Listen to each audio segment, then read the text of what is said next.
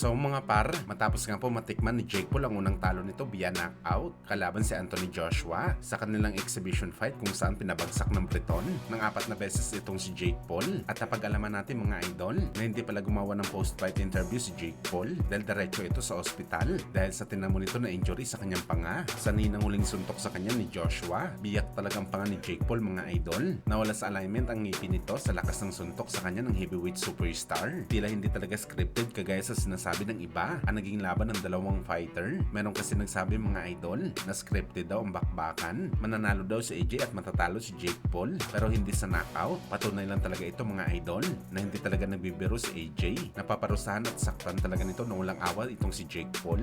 Buti na lang mga idol, yun lang ang tinamo na injury ni Jake Paul sa laban. Para kasi sa ating mga boss, hindi kasi nakipaglaban si Jake Paul para manalo. Nakipaglaban lang ito para makasurvive lamang. Hindi man lang nito sinubukan na saktan si Joshua. Sa totoo lang, kaya naman ito mga idol pasukin at patamaan si AJ. Pero mas pinili talaga nito mga idol na kumaripas sa bakbakan.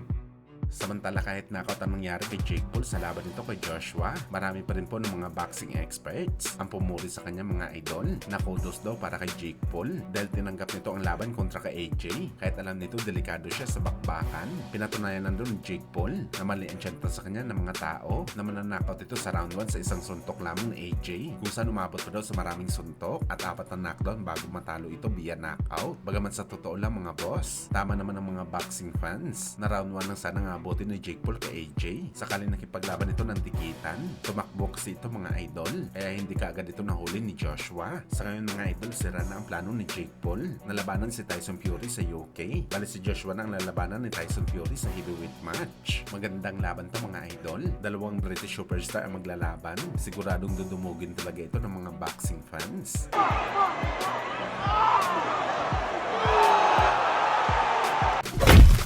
Sa kabilang banda naman mga idol, speaking nga po sa Briton, tinanong naman si Conor Benn ng isang boxing media kung sino ba sa palagay nito mga idol ang mananalo sa pagitan ni Manny Pacquiao at Terence Crawford sakaling naglaban sila sa kanilang prime sa bakbakan, kung saan hindi man lang nagdalawang isip si Conor Benn sa kanyang mga sinabi. Si Pacman daw talaga mananalo sa bakbakan na to at hindi lang daw basta panalo mga idol, kundi knockout pa daw talaga. Hindi naman sinabi ni Conor Benn kung bakit mga boss, pero tiyanta natin mga idol, hindi rin kumbinsido si Conor Benn sa kakayahan ni Crawford kalaban ng mga elite fighter. Nauna na kasi na sinabi nito mga idol na dalawang best boxer lang daw ang tinalo ni Crawford. Ito nga si Errol Spence at Canelo Alvarez. Si Spence daw nakailang beses na maaksidente sa daan bago ito natalo ni Crawford. At ang laban daw nito kay Canelo na alam daw ng lahat mga idol na father time na ang Mexican superstar.